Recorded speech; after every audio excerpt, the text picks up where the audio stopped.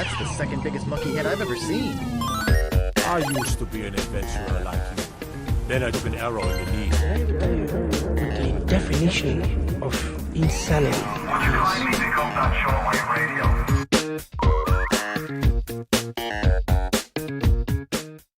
Hello and welcome to episode 65 of PvA Radio. I'm one of your hosts, Luke Croft. Joining me as always, freelance gaming journalist Cody Mellequine. Cody, how's it going, my friend?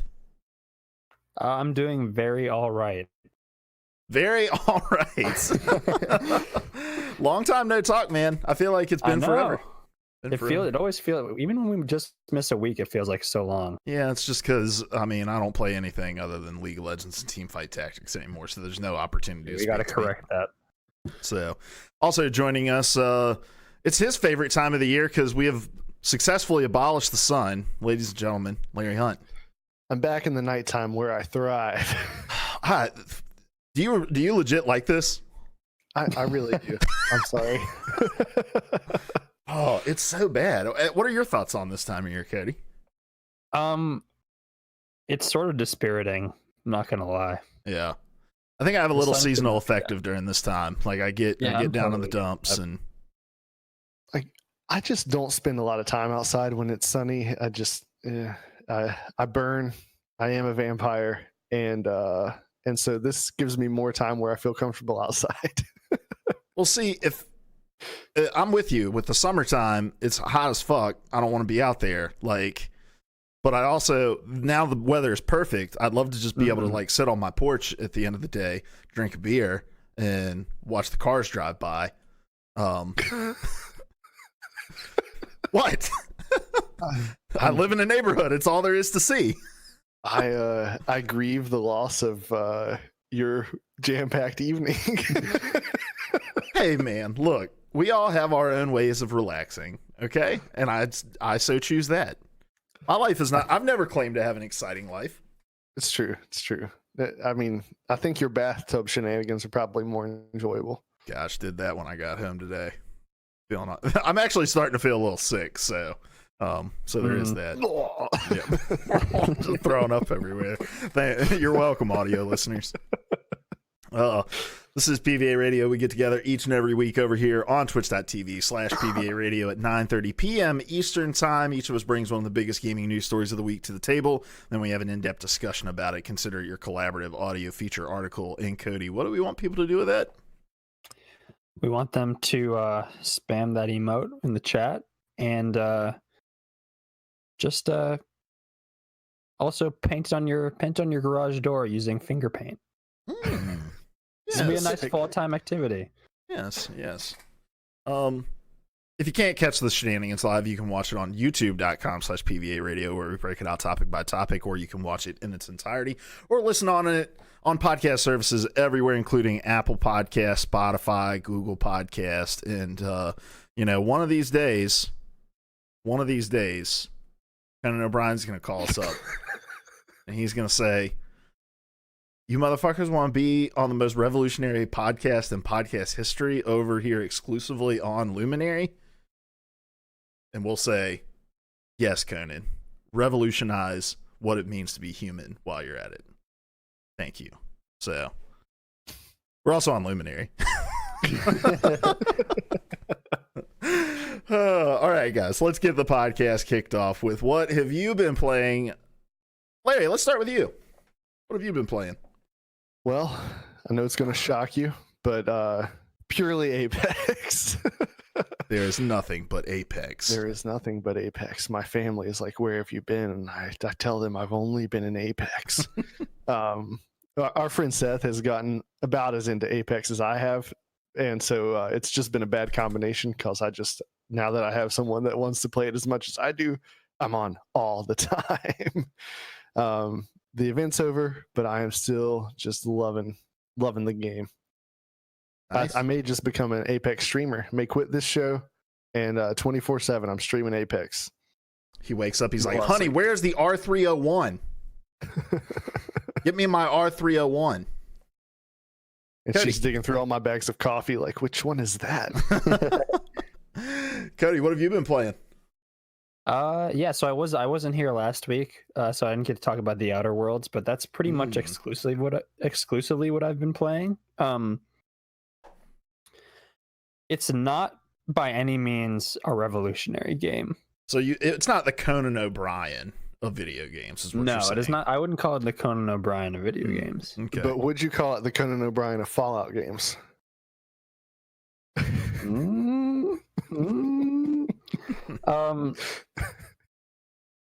I don't even know if I'd call it that, but I would say it's a very fine video game that is like filling a very specific need that I had, which is like a specific style of choice-driven RPG. I had been playing Mass Effect.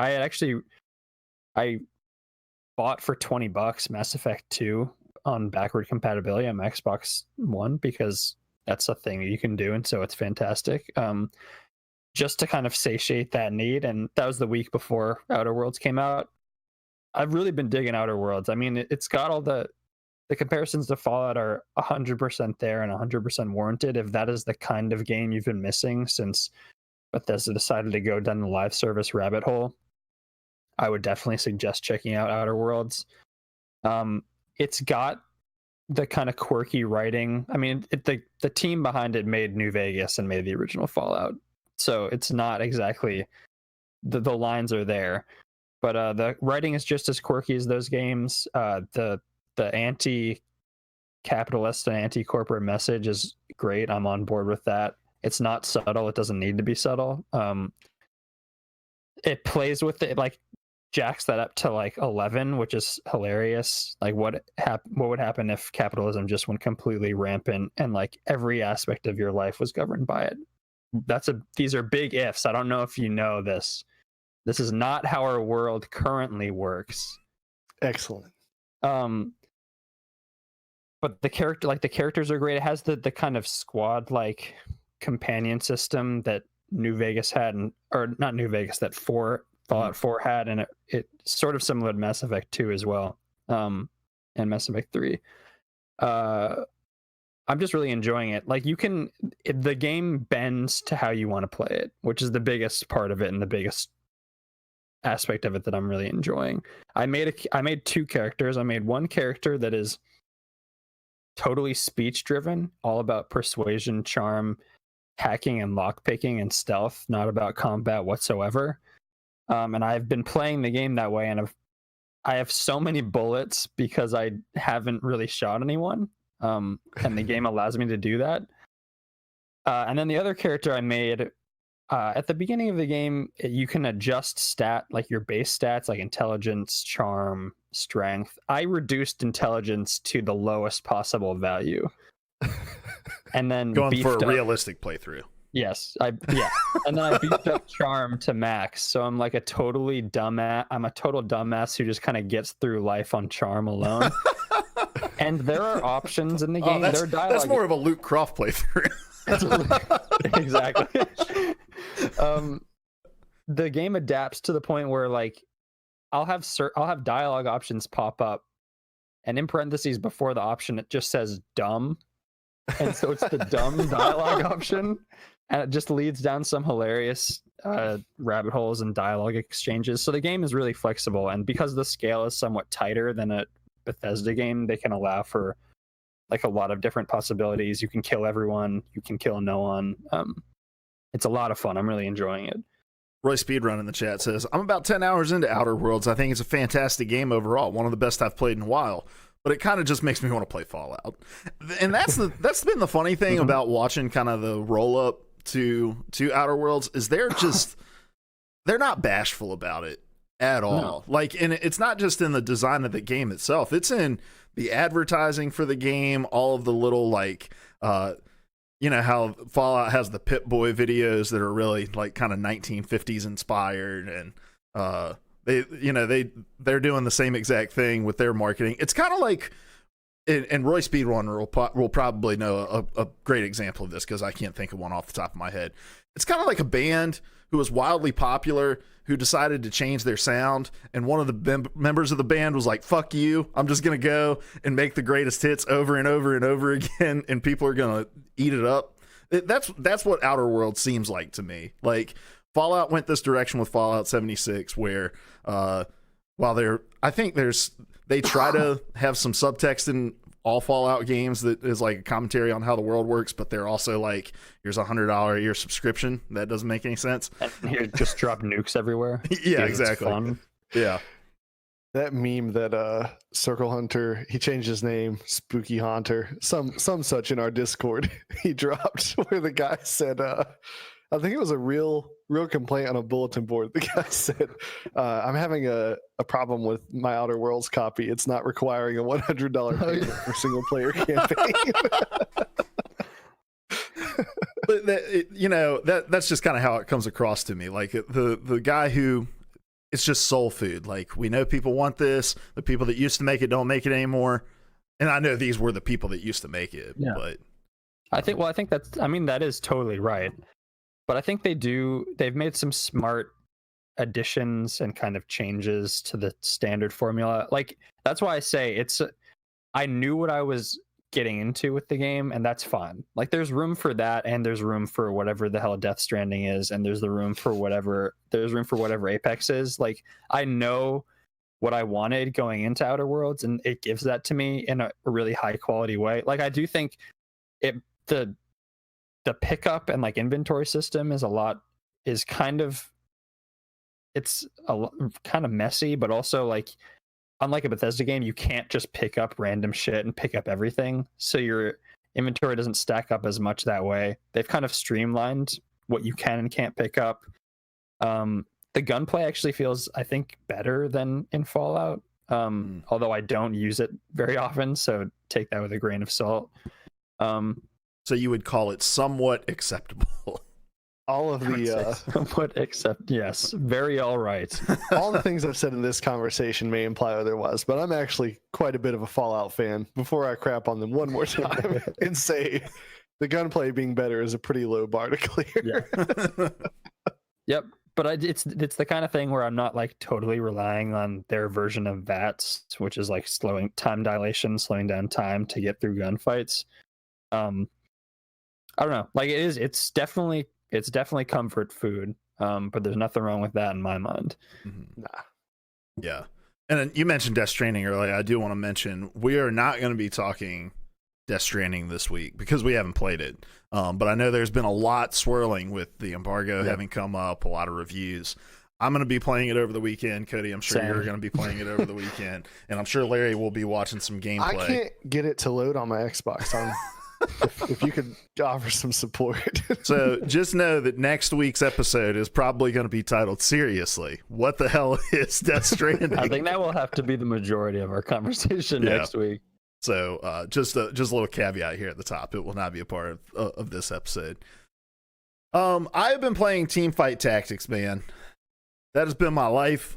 And it's one of those games I have watched a couple times and been like, why the hell do people like this? This doesn't seem fun. You're just putting things on a board. They're fighting each other. You don't have any control. But then we rated, last week we rated Pearl Aries, who he's an awesome, he does like crazy Dark Soul runs. A lot of times he'll like no death runs, stuff like that. He was among one of the first people to do a no damage run on Sekiro. But we rated him while he was playing Teamfight Tactics, and I was like, all right, well, while I have this pulled up, I'm going to just pop into the League client, try out Teamfight Tactics. I stayed up till nearly 3 a.m. playing that goddamn game. I don't know what it is about it, but it's one of those, like, to me, it has the same effect that I'm sure a lot of people have with with Battle Royales, where you're dropping into the game, you have absolutely nothing, and you may luck out and get a really, really awesome loadout, but then you finish in second, and you're like, damn it, all right, if we go just one more time, I can probably get the win. That's what Teamfight Tactics is. Like, it's a lot of RNG, it's a lot of just kind of feeling lucky, but every game you start from scratch, and by the end of it, you're like, okay, I can do it better next time. And it took me a while to learn kind of how the game works and how to and I'm still learning like about all the items and all that kind of stuff, but it was a surprisingly deep experience, and I'm having a blast with it. It's also just real chill. Like I can turn a podcast on and play it, and it's not like I don't get tilted like I do when I'm playing League or Overwatch or something like that yet, till I get good, and then I will get tilted. But yeah, I'm having a lot of fun with it, and I'm trying to talk my friends into playing it too, because it'll run on literally anything. Where are you going to find friends? That's the whole point of this podcast. I'm hoping Conan O'Brien will find us. So. Do you know Does the it name run of on a Conan smart O'Brien's bridge? podcast? No, I do not. Isn't it Conan O'Brien Needs a Friend? Yeah, that is. Well, hit a brother up, Conan. You play Teamfight Tactics?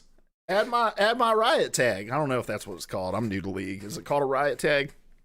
We'll call it a riot tag. The wrong people to ask. All right. Add my Nintendo ID. Add my Nintendo ID XVX948-48562Z. Seriously, Nintendo friend tags are the fucking worst. The worst. Conan playing The Watcher, says Roy Speedrun. I don't know what that I means. think maybe he meant The Witcher.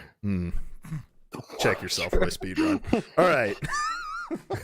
Voyeurism simulator. Ugh. I don't feel good about that. All right, let's move on.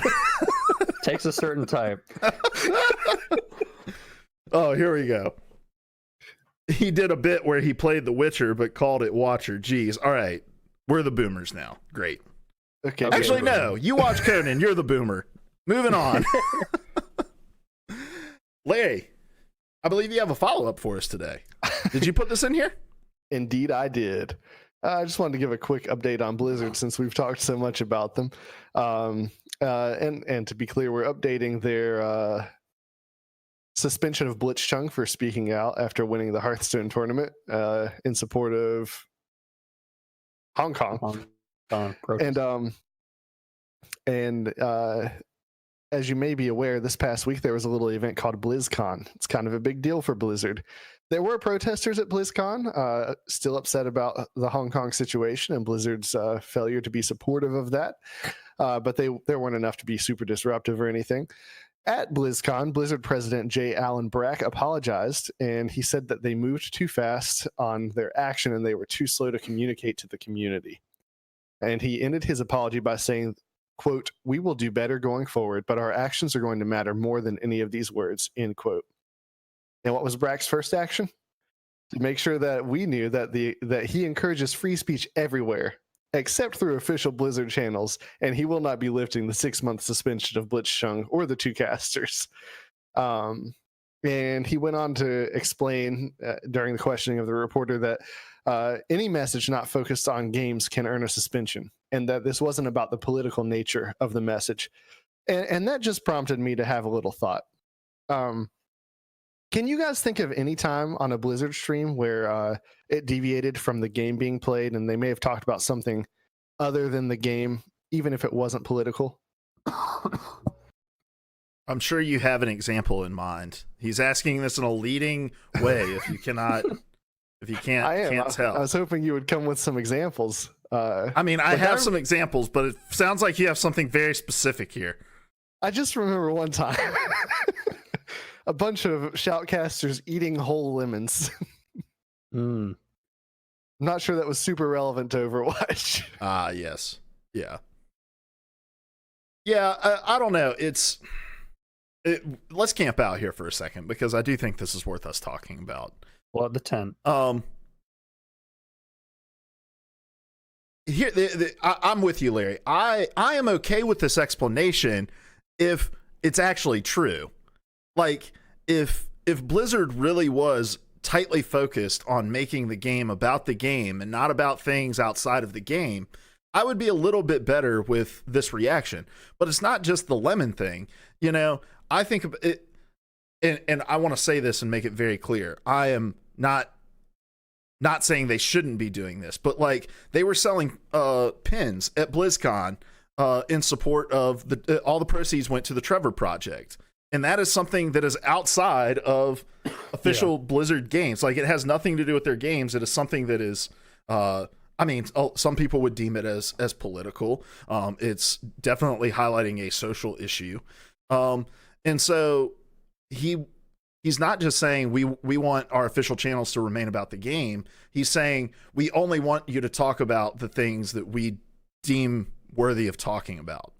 And that's where I'm with you. The inconsistency is the part that really, really grinds my gears. It's Blizzard, and it's been their whole thing through this whole situation of having their cake and wanting to eat it too. Like, we're gonna put a halt to this kind of speech, but when it wins us political points with our audience or social justice points with our audience, we're willing to go into those territories. And that's what feels slimy. It's all surrounded in capitalism, and I still just don't buy the shit of just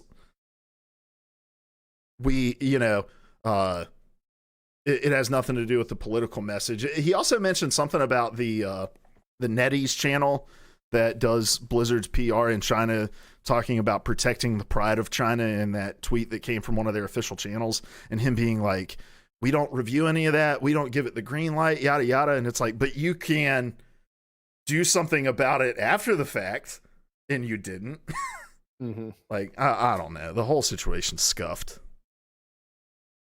Yeah, I mean, there are just so many inconsistencies between what they say at one moment and what they actually mean, what they say at one moment, what they say at another moment. It all goes back to, you can say whatever you want as long as it doesn't interfere with our business interests and doesn't impact our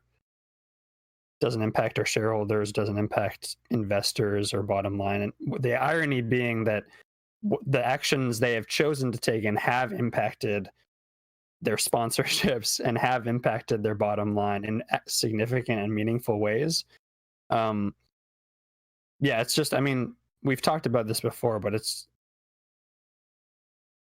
coming out on stage and saying actions speak louder than words, and then your actions directly counteracting the thing you've just said is the epitome of what they've chosen to do this entire time. And it's frustrating.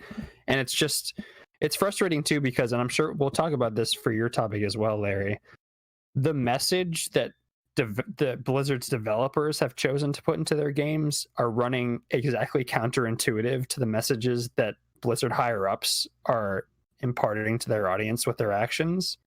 Mm-hmm. And I think that discrepancy is resulting in a lot of toxicity towards developers. And some of it is warranted because developers and publishers make terrible, nasty moves as well. But it's difficult. It's difficult when, like, Hearthstone developers and Overwatch developers are coming out in opposition to what their company is doing. And the games they're making are directly in opposition to what their company is doing. It creates a lot of divisions within people's mind, and a lot of people aren't able to reconcile those things, which can lead to some uncomfortable situations. Yeah, a lot of consumers aren't going to draw the distinction between corporate level Blizzard and game designer who worked on Overwatch. Exactly. And to be fair, like, I don't know that we should put that on people, because who knows who is taking what position. But we have also seen the internal turmoil over this at Blizzard, as employees of the company have been upset over these developments. You mentioned them losing sponsorships. I forgot in my recap here. Specifically, they lost their Mitsubishi partnership, so that all the Mitsubishi advertisement has been removed from the Hearthstone tournament, and they were pretty prominent from what I gather. I'm not much of a Hearthstone watcher, but from what I read. So yeah, and to kind of go back a little bit, just I would be, still upset, but a lot more okay with it if they would just, like, call it what it is, just be upfront. We can't afford to take this kind of stance, so we're not going to allow any kind of political thing because that's too risky. Because the messaging is not consistent with what we're seeing, and that's only going to make things worse, I think. Roy Speedrun in the chat says it's all horseshit is what it is. It's literally them asking for forgiveness without changing a damn thing or even admitting they were wrong. I'm not necessarily of the boycott mindset, but I'm not sure I've ever seen a company this huge fumble so hard. And yeah, I think that's the strange thing of like the apology is we moved too fast, but we didn't move fast enough in another regard. Like, Yeah. I was also, I am going to say I don't want to call it this, and I guess within doing that, I'm calling it that. I don't necessarily want to call them crocodile tears, but I cringed a little every time he got choked up when talking about this. Especially juxtaposed next to his pausing for applause in the middle of his apology as well. Like, the whole thing seemed very Twilight Zone-y to me, of like, this is the strangest apology ever. Like, he's not trudging through it in any kind of natural cadence. He's expecting people to applaud the fact that, like Roy Speedrun, they're apologizing for something but not changing anything. Like, it was all so strange. And then, you know, he basically like turns around and takes off the cape and is like, "Welcome to BlizzCon," after that. And the whole thing was just so strange. So strange. So. Yeah. And to touch on your point about the stories running counter to the message of the corporation, in a lot of ways they've primed their audience for this reaction, because people are shaped by stories. They're shaped by stories more than they are shaped by just being taught things or just being told facts. Stories serve a really important purpose in humanity, and they have taught their audience to despise this type of behavior, and that's just a really interesting piece of irony for me. All right, guys. Any parting thoughts on that before we move into our actual topics? Nah. All right. I kind of just want to put this whole Blizzard shit behind us at this point. Like, it's I think it's clear where everyone stands on this now, and there's probably not going to be much to say beyond this. And that was Luke's nice way of saying, "Larry, this can't be like Fallout 76." That's why we added the follow-up section, so it doesn't just replace a whole topic. All right. Well, let's move on. Cody, what is your topic for this evening? My topic is third-party esports tournaments. Specifically, in this case, a third-party Fortnite tournament, which took place recently, and was actually canceled due to griefers. This story comes courtesy of Polygon, Cass Marshall, fantastic writer. And it's all about the Vanish Cup, which is they bill it as one of the larger third-party solo Fortnite tournaments in North America. And a key point of clarification for this is that it is an online tournament. It is not an in-person tournament. It's solos. The prize pool was around $3,000, which sort of pales in comparison to the number, like the cash prize pools Epic offers. But for a third-party tournament, it's not terrible. But the whole thing sort of fell apart once 3 players who were operating under alt accounts decided to gather together and essentially collaborate on some griefing, grab a bunch of rocket launchers and basically just break the tournament rules, work together as a team and try to take down players. Their actions resulted in the tournament being canceled with no new date announced, although they, according to the tournament organizer, who operates under the name I'm Papa Max, there is a date set. They just haven't announced it yet. And so I kind of want to use this as an opportunity to talk about larger things, although I do think this is an interesting story of what can happen in esports when it's not in person, which is what we mostly talk about on this show. There is another side to esports tournaments. and in a lot of ways, it's a little bit more of an old school idea. I love that something online is an old school idea. I know. The whole dynamic in esports is so fascinating to me because, like, this is in no other. Well, I guess there's obviously cheating in traditional sports, but it's not like in the middle of a basketball game, two players from different teams decide to team up and somehow break the game. That just doesn't happen. They're both holding onto the ball, just spinning around in half court. Yeah. Griefing doesn't exactly happen because there's no anonymity in traditional sports. You know who they are. You're watching them in person. You see their face. It's just an interesting example of how, like, this particular corner of the esports world, there's still potential for the world to break in ways that are interesting when you're thinking about an industry that's trying to get its feet underneath it and trying to become more legitimate.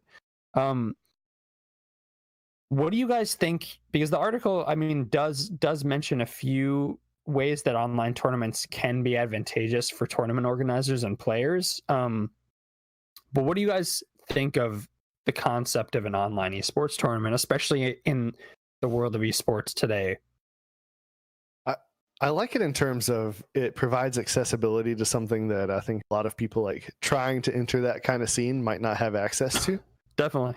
So that's really cool, but I don't think you're ever going to have like any top tier tournament happen online just because of this. If it's not griefing, it's something else. It's impossible to secure something like that perfectly. And so putting people in an environment where they're all in the same building, you know who everybody is, got control over the network, like that's the only way to have this thing with any level of consistency. Yeah, well, and online tournaments are certainly not just kind of small potatoes either. In terms of, I mean, even this event was going to have massive viewership, but the like Overwatch Contenders is all online. You know, so there's massive. That's a massive competitive league that's officially not licensed. It's an official Blizzard Blizzard league.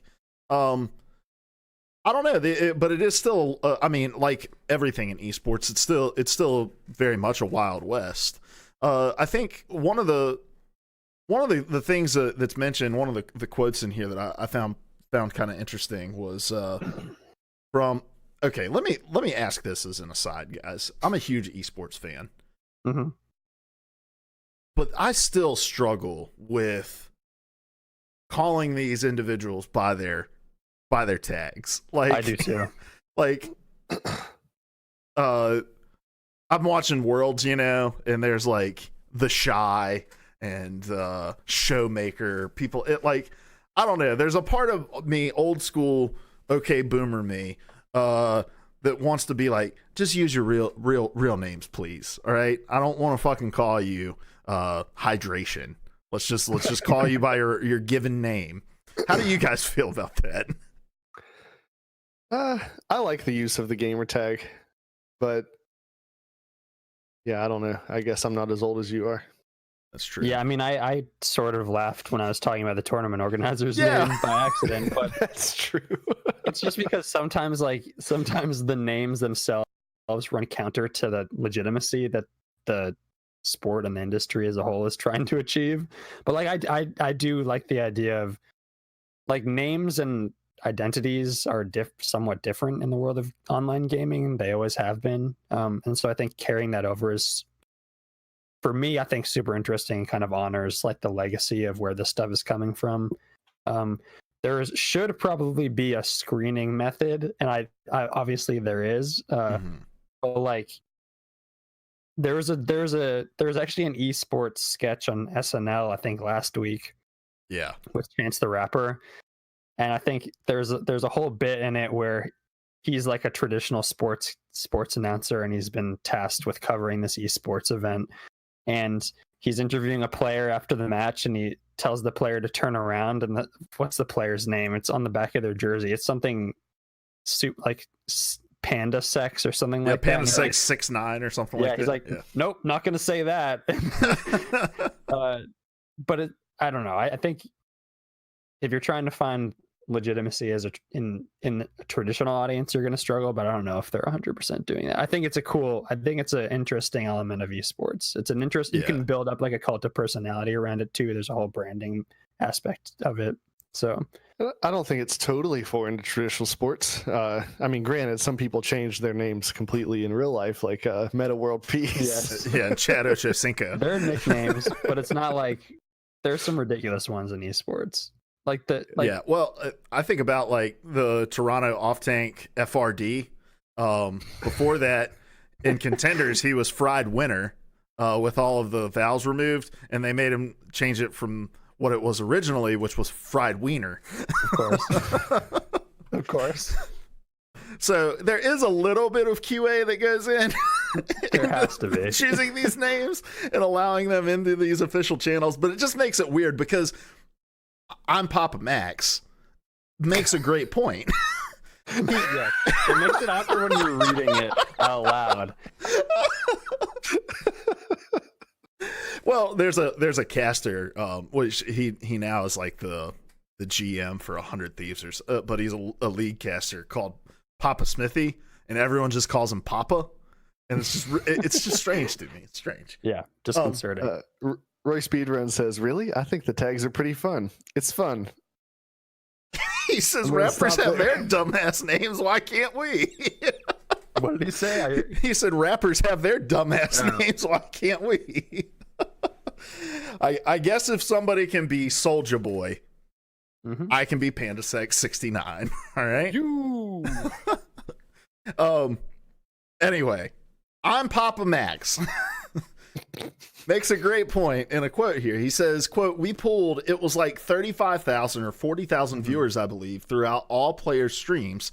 And you're just like, that's all exposure for the game itself. I think Epic just has zero regard for third-party tournaments and creating a system where we can create a custom event and invite all the players to remove these risks, end quote. And I think that's just, that's a great point that he's making. Like, third-party tournaments are not just a great grounds for players to get their feet wet.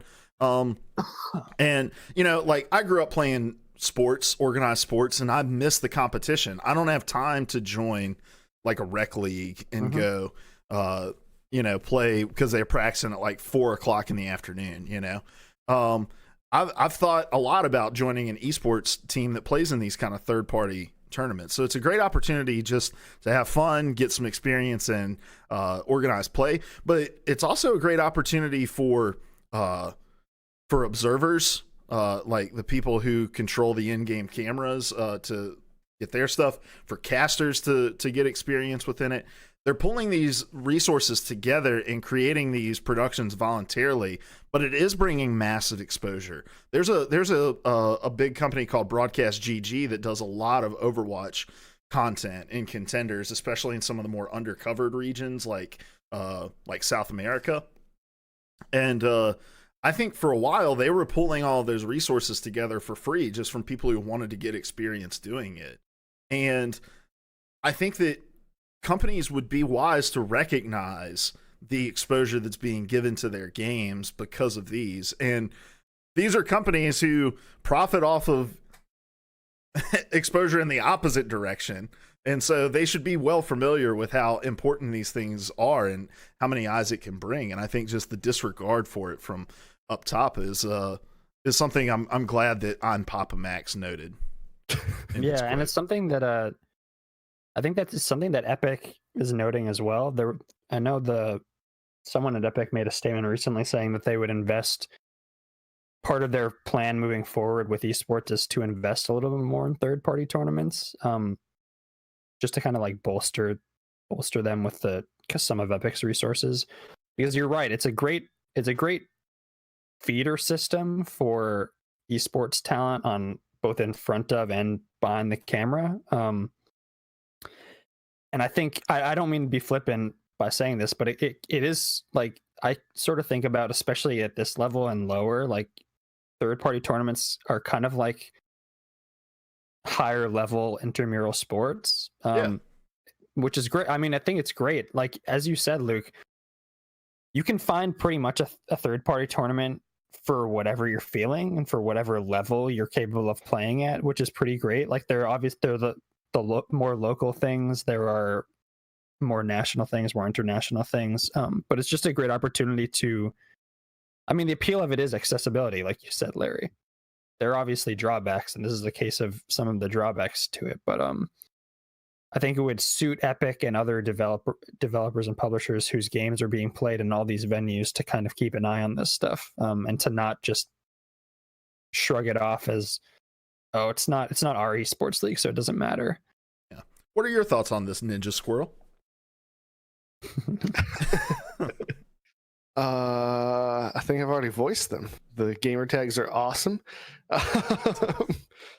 No, I love Epic's business model, right? Anytime anybody wants anything, yeah, we can do that. Well, we got the money. We'll just hire 30 more people to be able to accomplish that. Sure.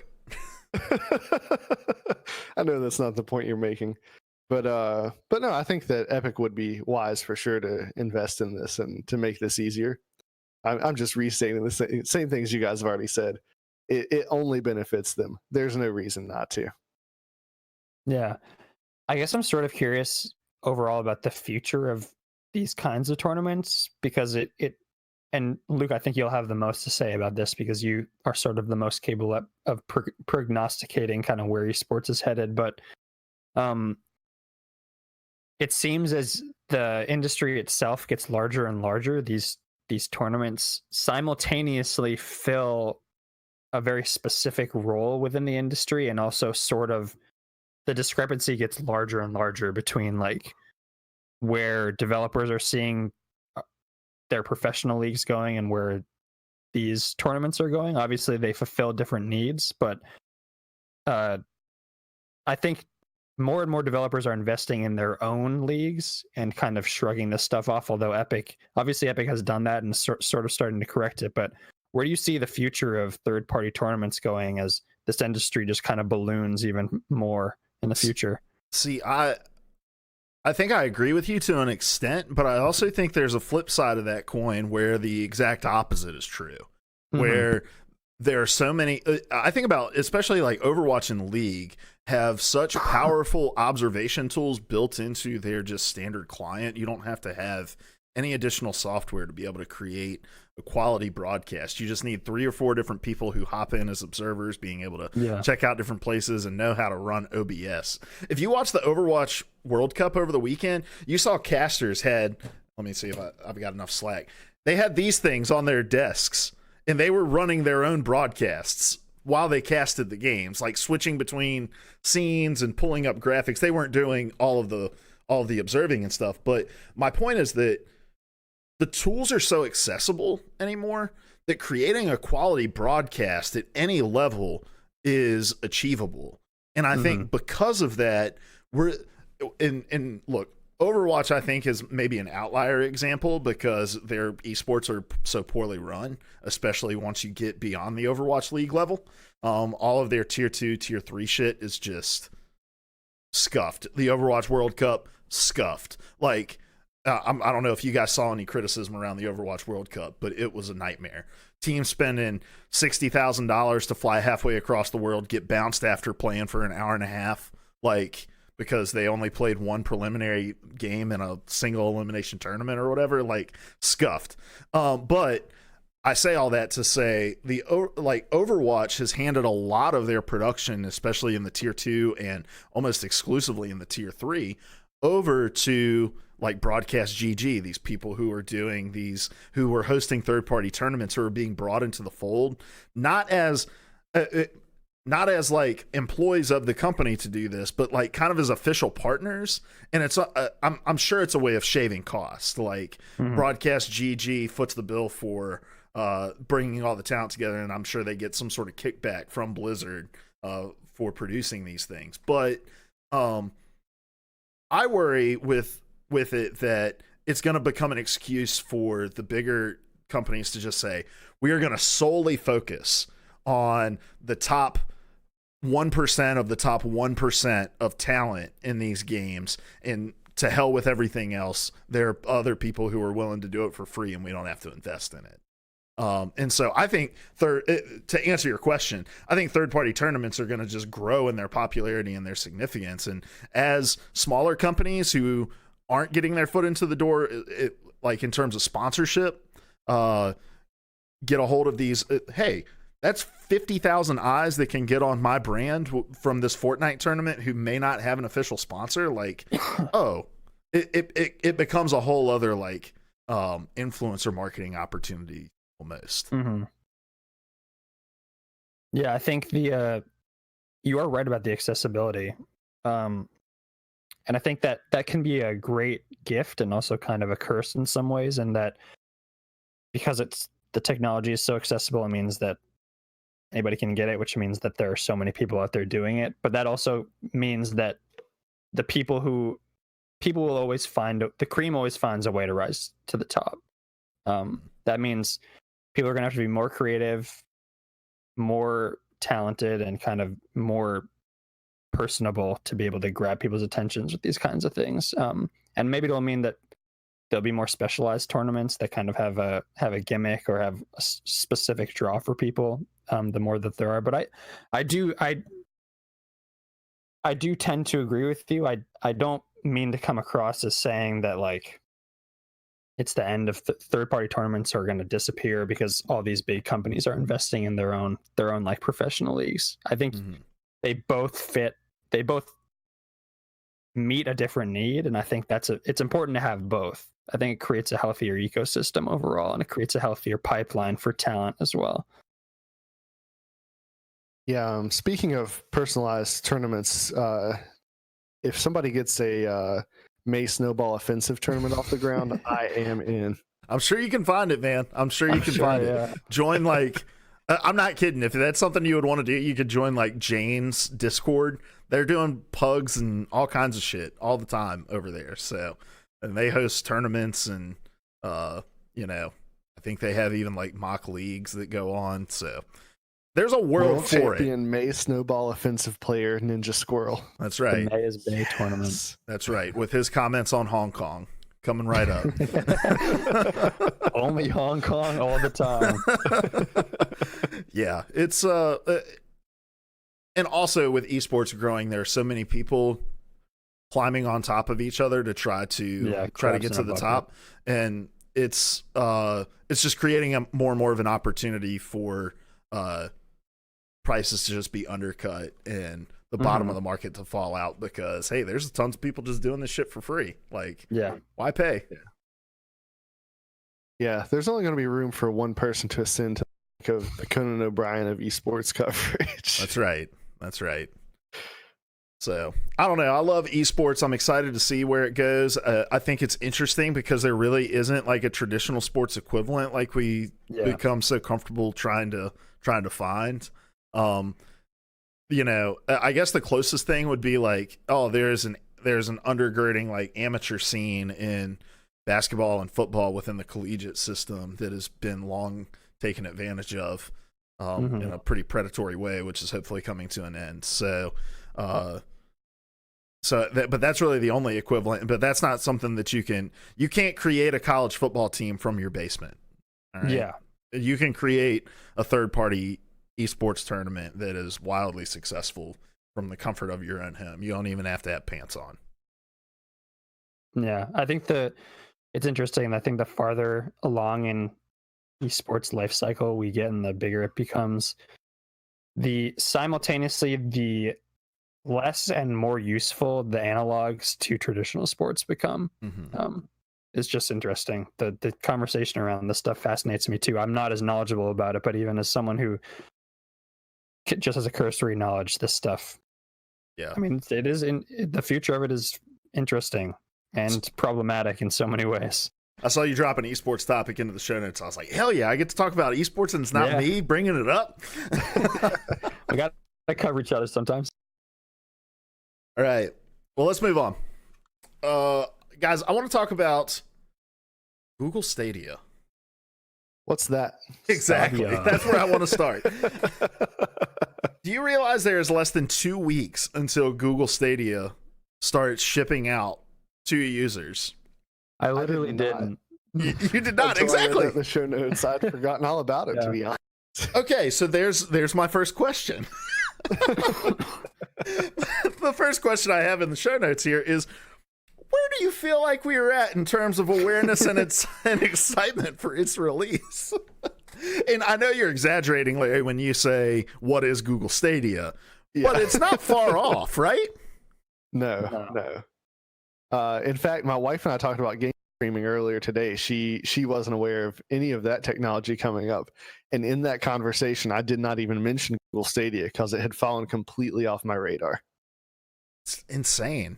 It's so wild. Like Google, massive company, investing hella dollars into this as a platform, opening up first-party studios to work on games that they have not yet revealed for this brand new platform that they're launching. Like, and yet here we are 2 weeks out. They own multiple ad platforms across the internet.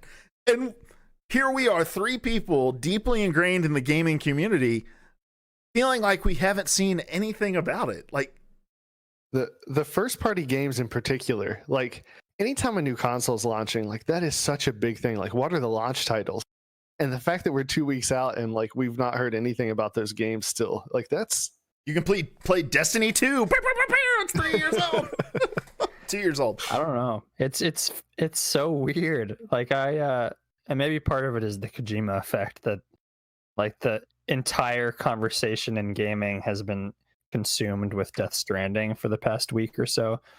But also, like, I think it's interesting. I'll draw a parallel to the launch of Apple TV Plus that happened recently, which is Apple's streaming service.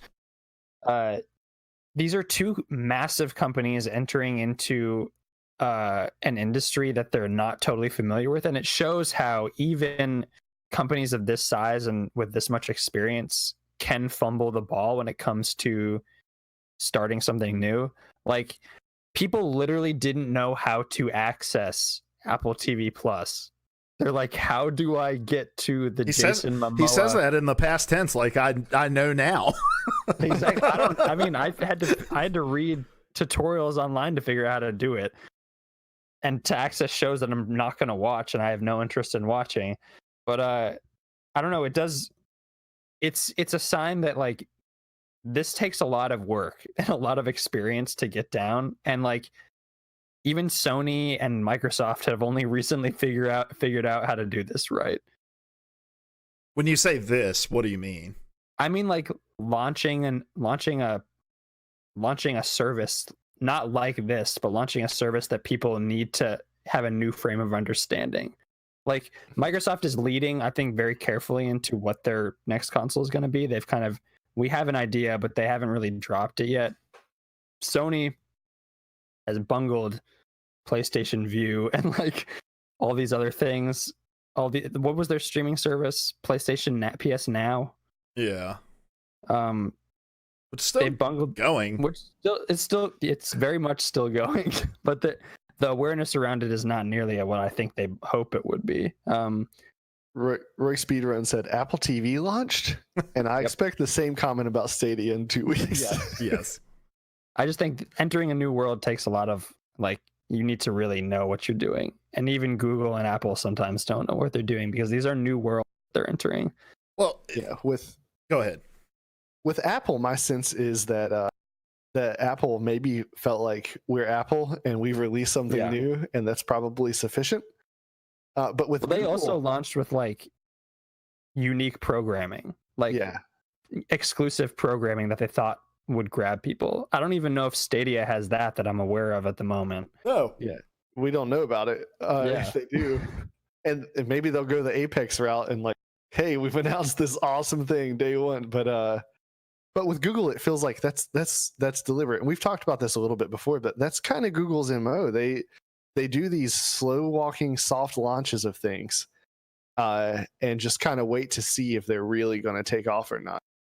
And with this particular, so like thinking about Google Plus and and even Gmail, like they both had the same sort of launch process of we got the beta users. All right, the next wave are the people that get invited in and invites. Boom, now the public can come in, and it never makes a huge splash.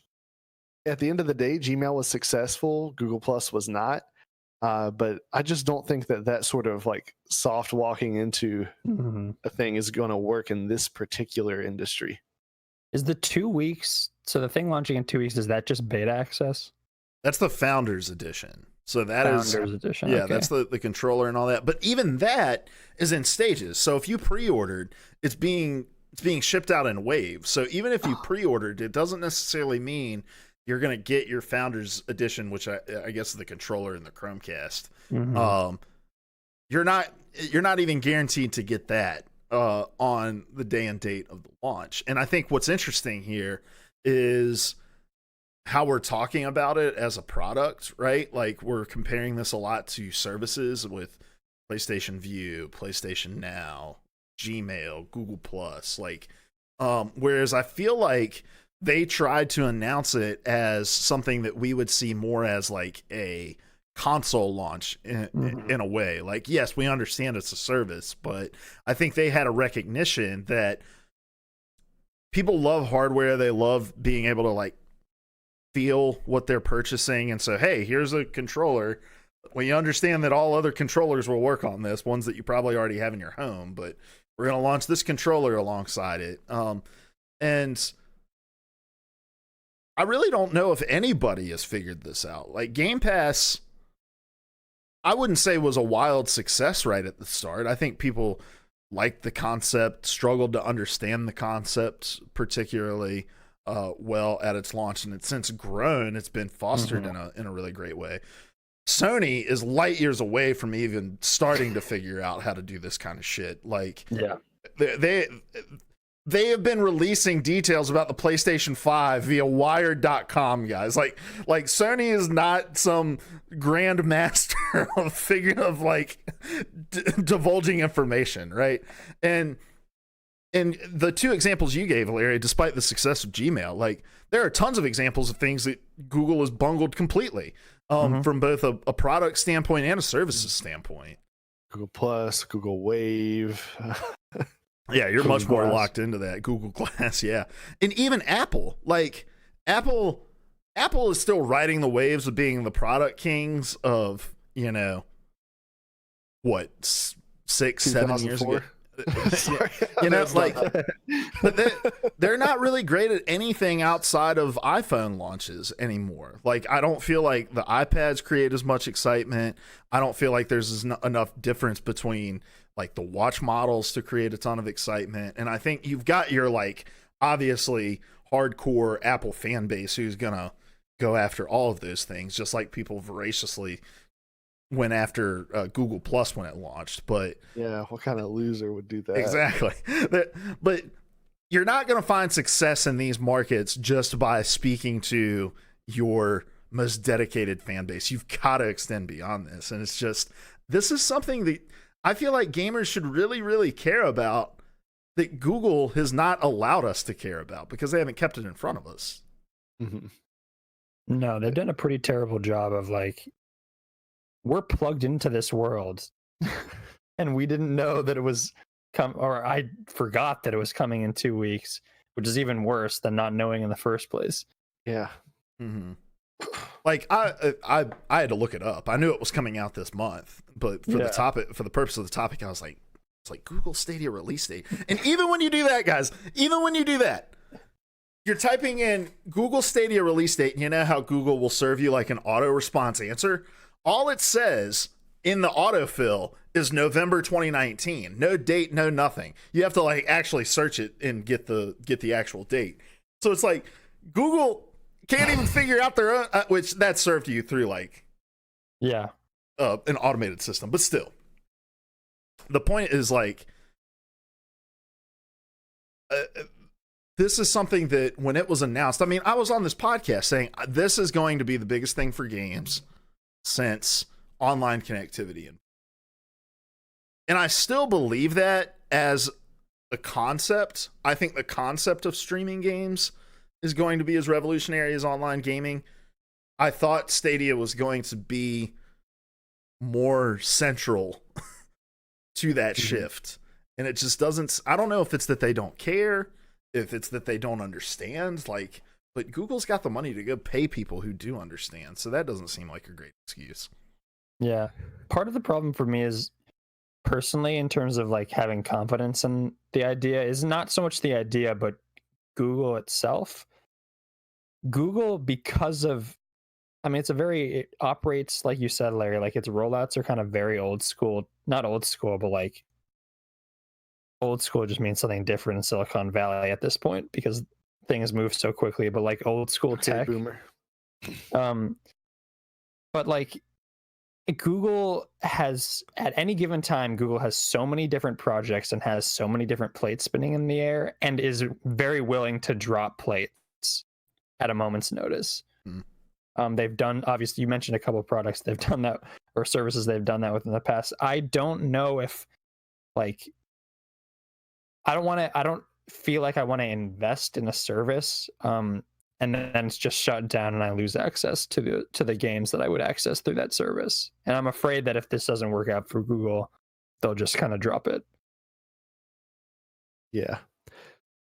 But to be honest, the only company that I have confidence in, and I'm going to be written off as a fanboy here, but the only company that I'm really confident in is Microsoft. Oh, Microsoft. Microsoft. Yeah. Say it all together. PlayStation has had a tendency to do the same thing, to have these like really innovative new ideas.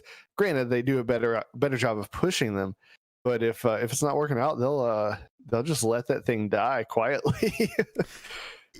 Yeah, I think even that is an overstatement of how committed Sony is to even pushing them. Like, they've let off the gas multiple times leading into the launch of things. I mean, I think VR lacked a lot of push there at the home stretch of release. PlayStation View I don't know if PlayStation View ever had a push outside of they were like and powers. All right, nobody clapped for that. We'll be abandoning this very shortly. Like, you know, so I think even that's. But Sony's whole strategy is we're just going to make a better box, and that's worked for them up to this point, and it's probably going to continue to work for them in the future. So I don't know if it's necessarily where they need to be strong right now. Yeah, but I'm very optimistic about Microsoft Project X Cloud. Is that what it's called? Yep. Or is it just X Cloud? Project X Cloud, I think. Thanks. Project X Cloud Games Pass. and I don't want to write Stadia off. I may get excited once it comes out, but right now there's no reason for me to be excited. Like it's a cool service, but someone else is offering it, and I know what kind of catalog theirs is going to include. Stadia, I just have no idea. Yeah, I also think there's a lot of confusion around how exactly it's rolling out, like who's going to have access to the actual service, because okay, you're shipping out founder stuff on this date, but can I still access this from YouTube?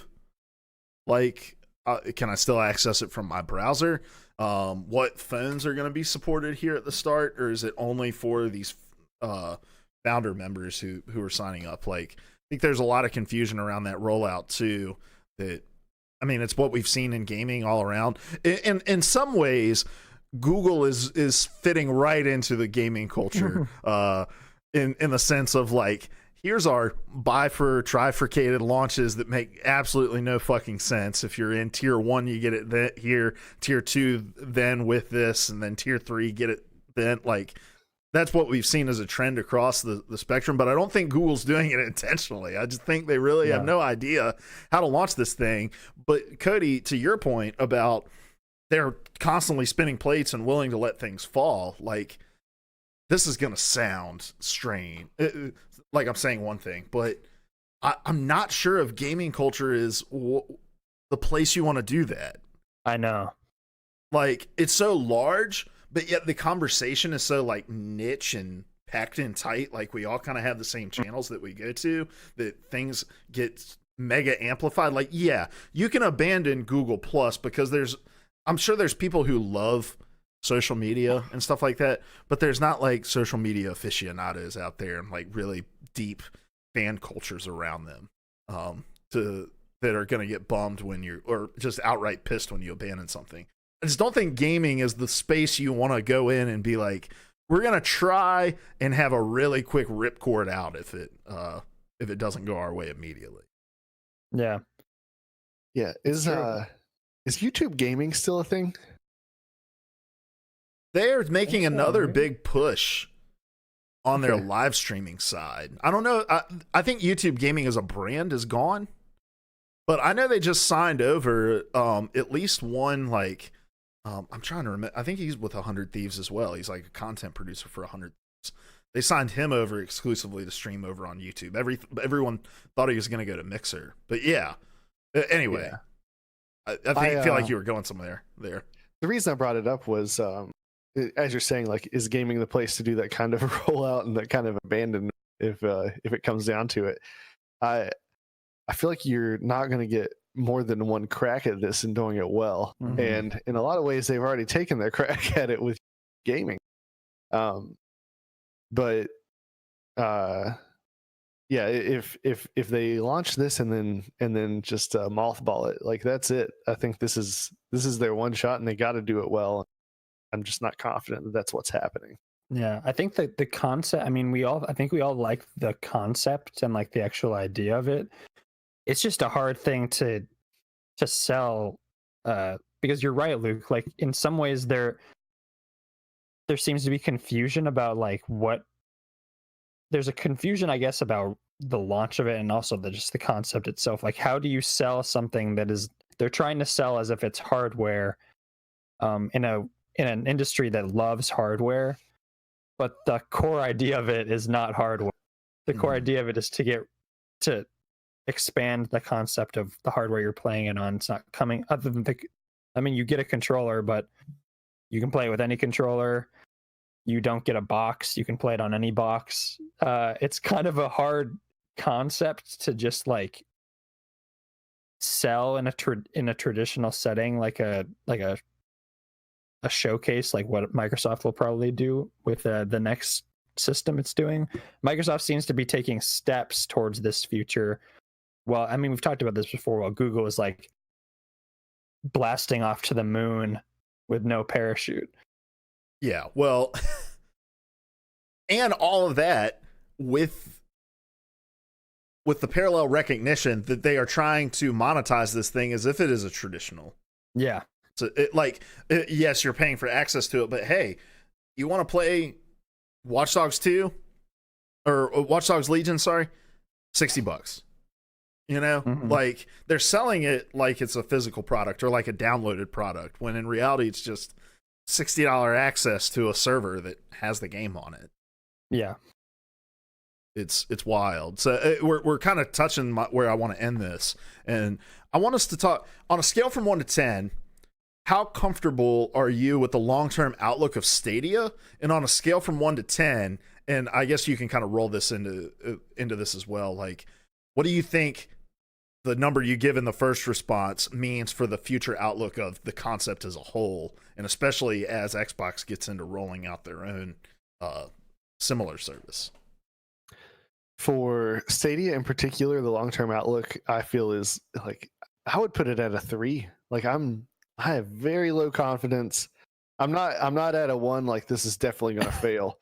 But I'm going to have to see something big to make me think that this is going to be around for a while. From a company that, as I love Google products, but they have a reputation with me of not sticking around with products. But for the outlook of the concept as a whole, like, I think that's a 10, man. I think this is where the future is moving. It's just a matter of who's going to get us there. Yeah, you don't think that Stadia being the first butt to break the surface tension of the water cannonballing into this pool is going to affect that? I don't think so, because I think it would be different if it was Sony coming out here and doing it poorly, or Microsoft coming out poorly. But for me, like, Google being someone that's outside the gaming sphere coming in and failing at gaming, I don't think that's going to hurt the concept. Yeah, I mean, I'd actually probably put my confidence a little bit higher. probably around like a 4 or 5, only because I think and we don't know how much Google has invested in this, but I would have to imagine the buy-in is just significantly higher than for other services they've kind of launched before. That's true. Getting first-party games onto this platform is probably more costly than launching Wave, where you could collaborate with some spreadsheets. Yeah, I think so. I think there's a lot more on the line, so I think they might try to stick around with it a little bit more. But I do think, I mean, we've seen plenty of examples where the first to the punch isn't exactly always the first to like break through, and so I think it will be someone. I have confidence in the concept as a whole. I don't know how you want. I hate kind of putting a numerical value on something like that. Putting them in here. So I'd probably put that at like an 8 or a 9, because I do think this is the way that gaming is going. I think I have a lot more confidence that Microsoft will probably take this over time and kind of commit to it and make it kind of the norm. Plus, I mean, Kojima said everything's heading towards streaming, gaming, movies, TV, so it's got to be true. That's true. I put my future outlook for Stadia around a 3 as well with Hilary. And while your impassioned argument about the money that Google's putting behind it is almost convincing enough to make me move that metric, I also think Google has enough money that they can look back in 2 years and be like, what was this Stadia line item again? We're not really quite sure what that was all about. And it's mostly because I see them missing the flagship first-party exclusive thing that they're developing in-house. They have total control over, that shows we are committed to this long-term. There are games that are going to be exclusive to Stadia, but I don't think any of them are like what we would traditionally deem as like AAA experiences. Yeah. And that's something you have to announce. Like, I would have liked to know more and more consistently. Mm-hmm. Like even the games that they did announce, I haven't heard anything about them since they just showed a screenshot on a big projector. Because at this point, it almost feels like the sell is, hey guys, play all of these games you can play literally anywhere else at a much more unreliable fashion. And I just don't, I guess the sell is you can play these games wherever you go, and that's something that certainly appeals to me, but I just feel like it needs to be more than that, because Switch is doing a fantastic job of giving me tons of gaming options on the go. Mm-hmm. Mobile gaming, it continues to improve, and I really don't feel like blowing through a data plan to play a shittier version of a game I can play on a console, But I do also worry about the outlook of this as the future of it, that people are going to look and be like, Stadia already tried that. Because I don't think the public at large has the nuance to look and say, Google tends to pick up and abandon really quickly. And they're just going to be like, oh, well, didn't Google try that? And they're like the biggest tech company in the world and it didn't work. Why would it be any different with any other company? And so I would put future outlook at a 7.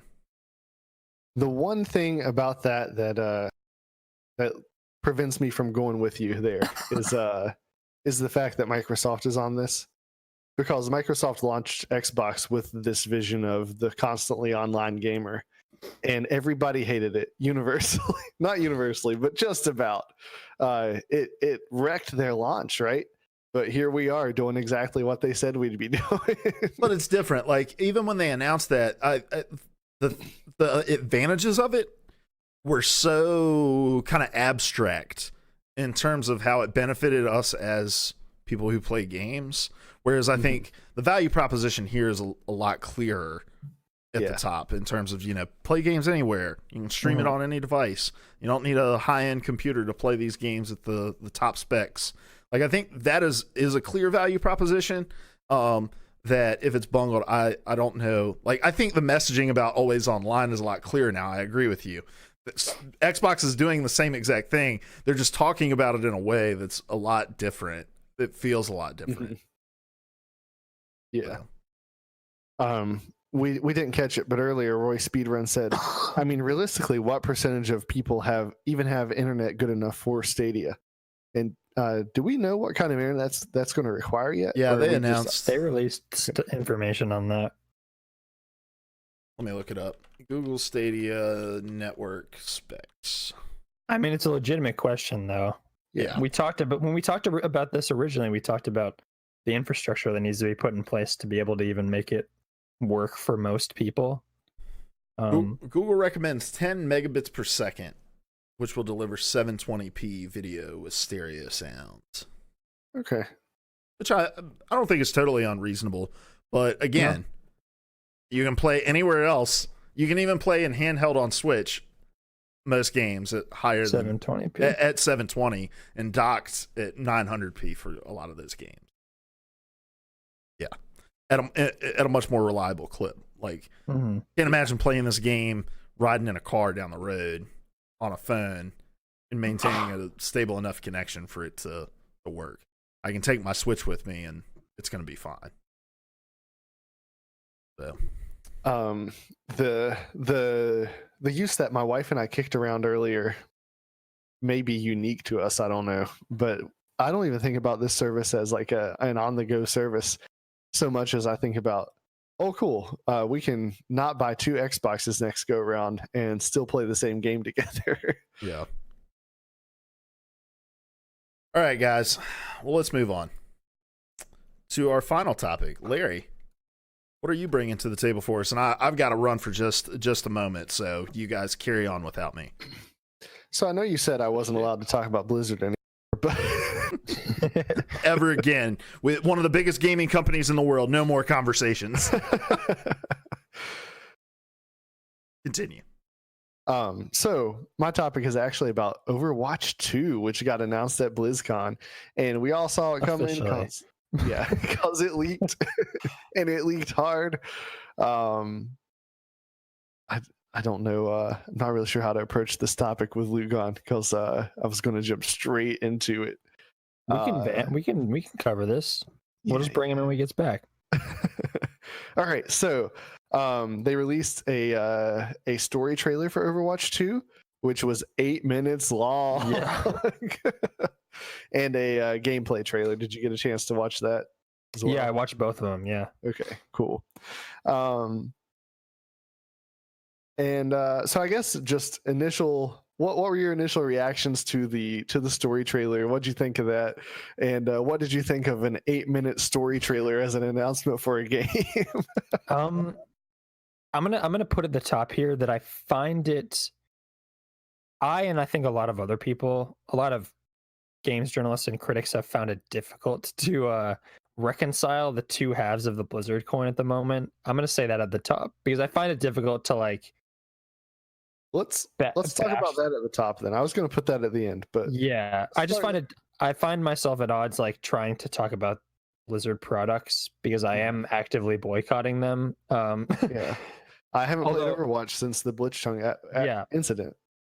I haven't either, and I don't plan on it. I just find myself at odds about like I want to be able to talk about Blizzard because I think their products like shape the industry and are really important to the industry. And if I'm being honest, like the trailer did a lot for me emotionally and just like, in terms of my connection to it. It's just the company that is the event around which it was in which it released and around the company around which it was released is just kind of scummy.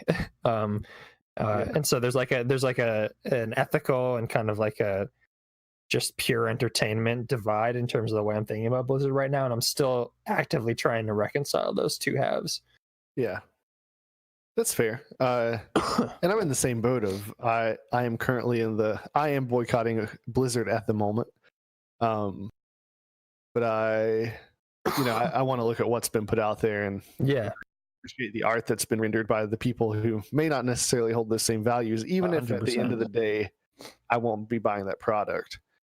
And I think that's where I kind of come down. Like, it's impossible to deny the artistry of like this trailer, and the Diablo 4 trailer was awesome. It was, I don't know if you watched that. It was super moody and like super dark, had some awesome, like horrific imagery in it. Getting back to those like kind of dark, gory Diablo roots of Diablo 2. But like this trailer, I watched it. First of all, Overwatch at this point has I feel like it's kind of earned the right to like reveal itself with an 8-minute long story trailer because people love these characters. People love the small snippets of story we've gotten from their animated shorts. Like I'd love for them to release like a Blu-ray set, but even just like a downloadable set of like these shorts, like how Pixar will occasionally release a series of short films that they've screened before their films. But like the Overwatch 2 trailer, I'm not afraid to admit that I teared up. I did too. Point. And I was like, why? Why am I so connected to this? This is why I wanted to talk about it. Exactly. I found myself tearing up because part of it is just the amount of time I've sunk into that world and those characters. Even if like it's not a story-based game. Like I hear those voices in my head. I can hear them saying things. I know the bonds between them, not as well as some lore hunters, but well enough to understand the characters. And like, I'm a sucker for any scenario where the characters you love seem down and out, and then a friendly force swoops in to save the day. It's the reason like I still tear up over Helm's Deep when I watch that sequence in the second Lord of the Rings movie. I am just a sucker for those sequences, and this trailer delivered on that like in spades and with style. And like we'll probably talk about like all the things that the trailer also reveals in terms of gameplay wise, but like it's impossible to deny the artistry that went into making this. So Luke, welcome back. The things we covered are the difficulty in reconciling our feelings about Blizzard with our feelings about Overwatch 2, and even specifically the trailer reveals themselves. And we are currently talking about the trailer. We had a bonding moment over admitting that we both teared up over this trailer a little bit. And, the strange, like, why was this trailer so emotionally impactful on me? Yeah, it's hard. It's like Thanksgiving. It's like going home for Thanksgiving. You know, it's like, man, I love the food. I love spending time with my family. But we got this uncle over here who just believes some shitty things about the world and talks about them a lot. And it just kind of ruins it. You know? Like, that's Blizzard right now for me. And like, that uncle happens to own the house that you're Thanksgiving in. Yeah, he controls the television. You know, he's just and it really, really sucks because Overwatch has been such a big part of my gaming life this entire generation. Well, since the release of Overwatch for the last 3 years, like, and I have a lot of fond memories and great stories attached to Overwatch, and it's hard to reconcile those things because I want to be principled. I want to stand my ground, but I also recognize that this is an experience I'm been alive for almost 30 years, and there's not another game that's really connected with me in the way that Overwatch has.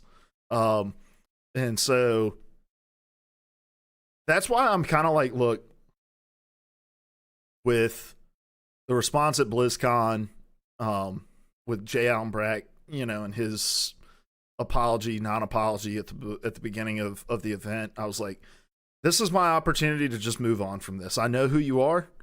I am going to there are decisions I will have to make based off of that knowledge, but this isn't changing. Like, there's no conversation I can have over this turkey leg with my uncle that's going to change his mind on the shitty thing that he believes, but doesn't mean I'm going to stop coming to his house for Thanksgiving because there's so much else here that I cherish, right? The only difference is that my uncle is profiting off of me and in this scenario as well. But he charges everyone in your family $60 to show up, and you all pay. Yeah, microtransactions for the stuffing as well. So I'm interested to hear what you guys think about it when I go back to listen. But in terms of the story trailer, it was cool. I'm not I'm not one of those guys who's like, all right, well, I really need to know about Zen. It's been 3 years. We have no lore on Zen. Like, Yeah, I get people that are like that, but I'm just not like that. so I'm not like an after the lore thing. Like Snoke got cut in half and died, and I don't know where. I don't care if I ever do. But but what this trailer, like the Overwatch shorts, the Overwatch trailers, like they do such a great job of short storytelling. Mm-hmm. Like they tell you so much about these characters in so little time. They produce these deeply emotional moments with just the quickness of it. I'm so impressed by it. Mm-hmm. Gaming trailers, like they excite me, but they never really impact me.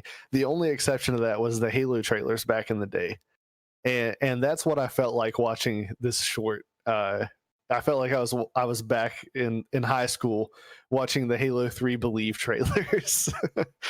And I got a bit misty-eyed at one point. I just hats off to the people that make these things, because they do a great job with this stuff. It's a lot of work. Yeah. Yeah. I'd love to see them, like, you know, they've produced comic books. I'd love to see like a full-on animated show or an animated movie in this universe. Like that kind of thing would be really interesting to me. I mean, we talked about Riot entering into the world of animation. I'm still surprised that Blizzard hasn't. Mm-hmm. Yeah. Because I mean, these things are incredible. There's just you're right. The art in it is not just the animation and the voice acting, but the actual art of telling like a pretty compelling story within the span of 4 to 8 minutes. That's tough to do in any medium, let alone in a medium and a game where the story and the lore is not like the focus. Like, again, I don't know much about the lore of Overwatch other than what is kind of like spotlighted in the game and like kind of what I read about occasionally online when people get upset about Soldier 76 being announced as a gay character. But like only in North America though, not in China. True. We wouldn't want to upset them. Is that that's true. Yeah, that's true. Sorry, Larry. The uncle's belief system just keeps going. Which, when you really think about it, doesn't actually mean anything. Like, yeah. But I still find myself drawn in by this. Mm-hmm. I think the brief glimpses of the world we get are awesome, and I think this one is longer than most of their other shorts, for obvious reasons. So I found it really compelling. And telling so much story, like you could be completely unfamiliar with Overwatch and still piece together everything from this short. And I love the story. It's basically the Avengers Hero Registration Act story in a nutshell. You had these people, they saved the world from this calamity, and then they were outlawed and not allowed to work together anymore. They're all like heartbroken and separated, but things have gotten so bad that here they are. They're willing to step up and risk it all to save the world again. And that story, like, it was a really compelling story. Like seeing this handful of characters like willing to just lay their lives down for people they didn't know, and then their friends swoop in and don't let them die alone, and they all stand up. And man, it got me going, my dudes. Yeah. It's interesting with this medium as well, like where Overwatch and League and are in such a spot where they need to educate people about these games that don't play these games in order to grow their esports scene. Not to bring the conversation completely back here, but an extended animated series around these characters and their abilities and what they're able to do, and figuring out how to work in, like with Overwatch, there's a billion different game modes, right? Like how to pull those into those, like it's an education opportunity for people who don't necessarily play the game but are maybe interested in watching a cool animated series about it, on how your esports work. The last thing I want to say on the topic of the video and why I found it so emotionally compelling before we move on talking about the gameplay itself is I sat and I thought for a long time about why I felt like I was watching trailers. Like you were watching what? You cut out there. The Halo 3 Believe trailers. And so, anyone listening, I recognize that I'm an old. And so if you're a young person and you don't know what I'm talking about, just get on the YouTubes. You go to http://www.youtube.com and you search Halo 3 Believe. Like those trailers It's in the little just search bar right at the top. They were so well done, and they're worth going back and revisiting. This fantastic, like people talking about the war with the Covenant after the fact, and the sacrifice that Master Chief had made, and I think the reason that hit me so hard and this hit me so hard is in gaming. There's just so much like gritty and dark, and even the heroes are like, they're just these tough guys, and there's not a lot of optimism and like genuine heroism, and to see those things on display, like I don't know, I just I'm a sucker for that kind of thing.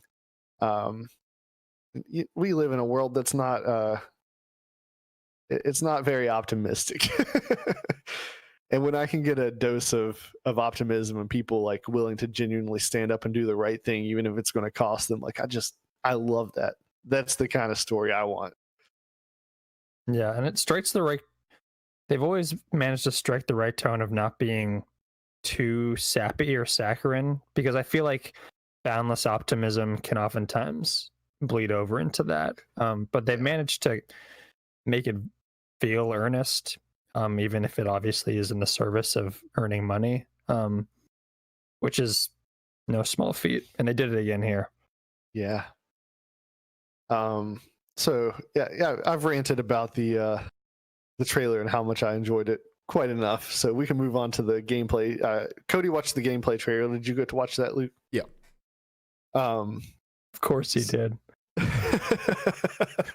You're talking about the PvE gameplay trailer, right? Yeah. So first off, is PvE even something that you're interested in? Is that something the two of you are going to be playing? If you were to buy this game, is this something that you would be playing? Nah, dog. It's just it's not why I play Overwatch. Like they've done a lot of PvE events that I just don't care about. Like I think I did one of the like anniversary missions, maybe the very first one. Like it's just it's never something I've clamored for, and all of this talk about let's get a campaign mode in this game, like it's just not been something that I'm interested in. Yeah. The PvE modes they've done in the past haven't exactly hit home for me, mostly just because I find that just becomes kind of mindless after a while. It's like a great way to, if I want to take a break in between a PvP match, to go to PvE. But this does interest me just because there are story elements to it, and so I'd be inclined to play through it more for the narrative elements than for the actual PvE elements, because it seems like it even playing with you guys on the Halloween events, it just becomes super easy after a while. If you're playing on normal, obviously you can always jack it up to the next level of difficulty, but I hope they kind of fine tune PvE if it becomes a more meaningful part of the game in these campaign sections. Yeah. For me, I used to play so many single player games, so many campaign driven games, and just in the last 5 years or so, I've just gotten to where I just don't spend a lot of time on that type of game. Halo is kind of the exception, but this one really interests me for that same purpose. If they can impact me this deeply with an 8-minute trailer, what I want to see what they can do with a campaign's worth of storytelling. I've got high hopes that it can be a really good story, and so it really interests me for that purpose. Because I agree, Cody. Although I have enjoyed the PvE events probably more than the two of you, I've played those quite a bit.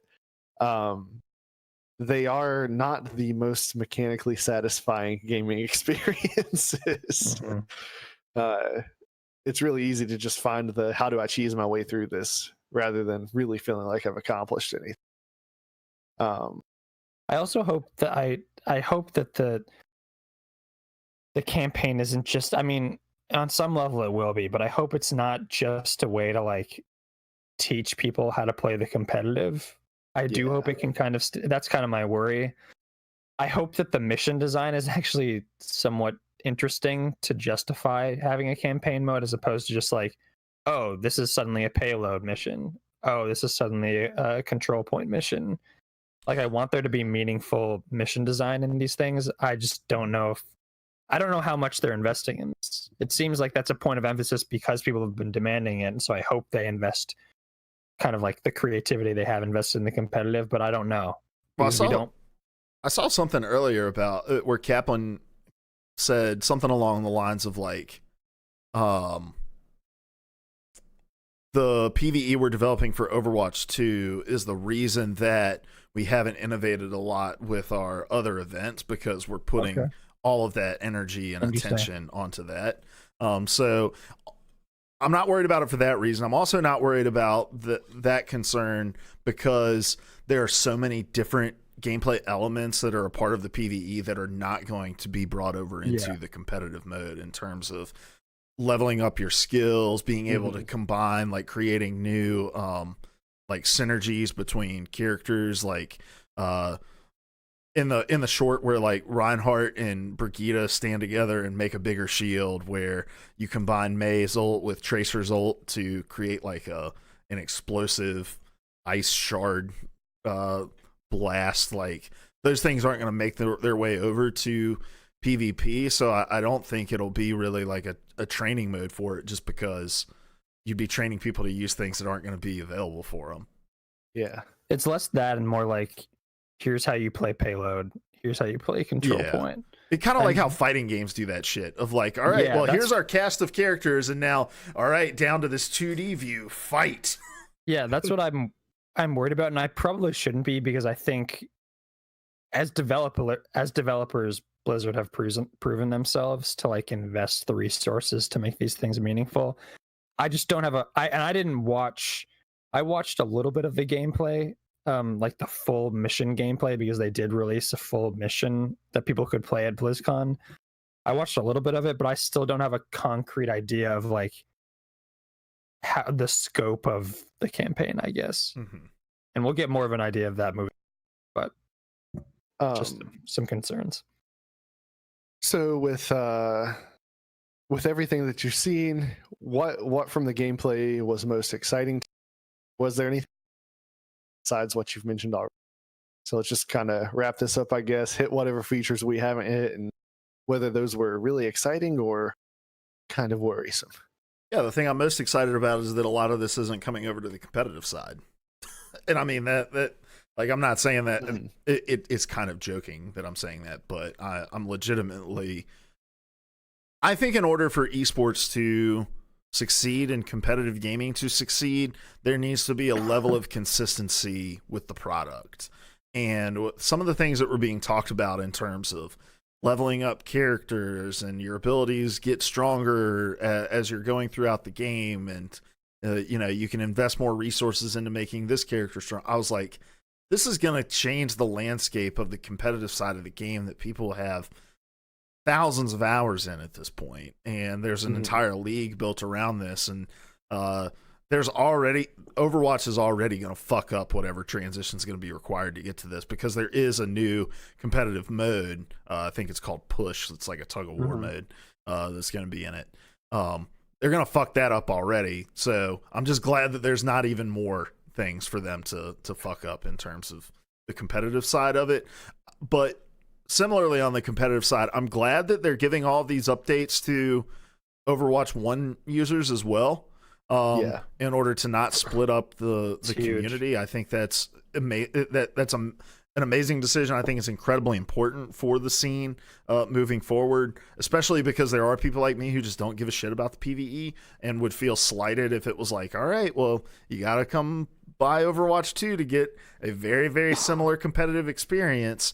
And then also being able to bring over your skins and your other customization items, I think is really cool too. With that particular point in mind, do you fall into the camp of feeling like calling this a sequel was not the most sensible thing to do. Like, isn't this just an expansion?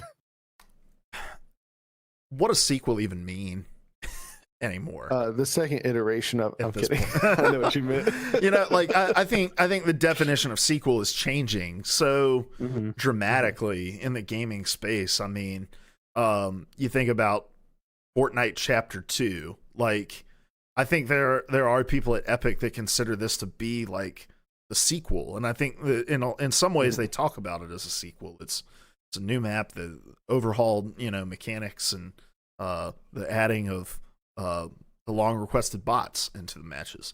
You know, like Destiny has done a lot of insane things with their IP in the last couple of years, not just in the massive expansions that they released for it, but hey, we're going to make a whole free-to-play version of this that is pretty much the base game, but there's some differentiation within it. Like, I just think that definition of sequel is so different and just changing, and is it confusing? Maybe.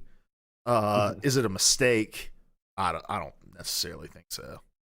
Yeah, it's I only a think people mistake also in the amount resent- that it got people worried. Yeah, I think, well, with Overwatch, people also resent it because up until this point, they've been able to play everything for free. Not for free, but they've been able to pay, after paying the $60, they just get everything. So they've kind of been conditioned to think of it that way. I don't really have qualms about calling it a sequel. People have had the same complaint about Destiny 2. I think people's concept, especially with live service games, it just kind of throws everything into whack. Yeah. I don't have any concerns about that. I the things I'm excited for are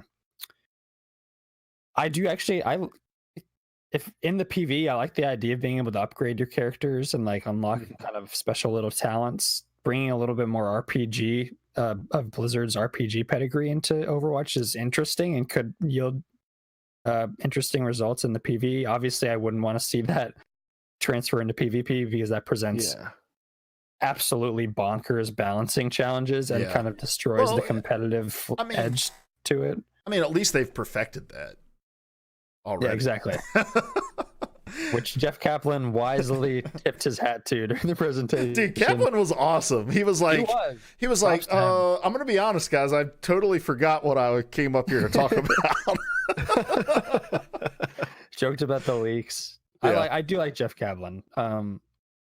But as many caveats as I said about the PV, I think it'd be great to be able to play something non-competitive with people in Overwatch. Just hop on that because I do, like you, Larry. I do miss like the campaign emphasis of online games. And so I think it'd be great to have that in Overwatch. I'm also, I guess this falls under this category, but I'm looking forward to the new character. What's her name? Sojourn. Sojourn. Sojourn. We didn't really get to see much of her, but I really like the concept of what she appears to be doing, and to have a black woman in Overwatch, it finally is awesome. People have been asking for that for a long time. So I think there's enough to get me excited and feel like it is a sequel, I guess, if we want to put it in those terms. Yeah. So I'm gonna try to touch on all of the stuff you guys mentioned. But I'm with you, Luke. I'm glad that the competitors are separate. And I am glad that I'm happy to see that stuff in the PvE. But it is right and good not to mix those things together.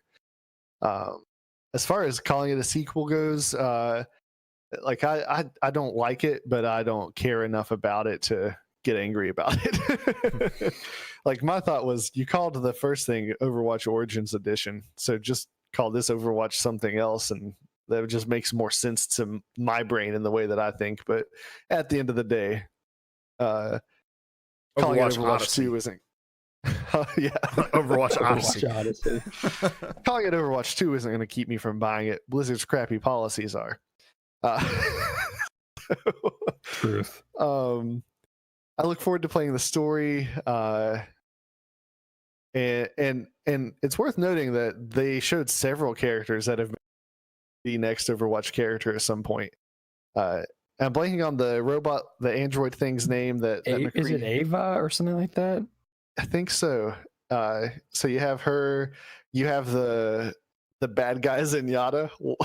Oh yeah. And he's rumored to be like a summoner type character. So I'm kind of hoping that when this thing drops, we're gonna get like a few characters thrown into the mix.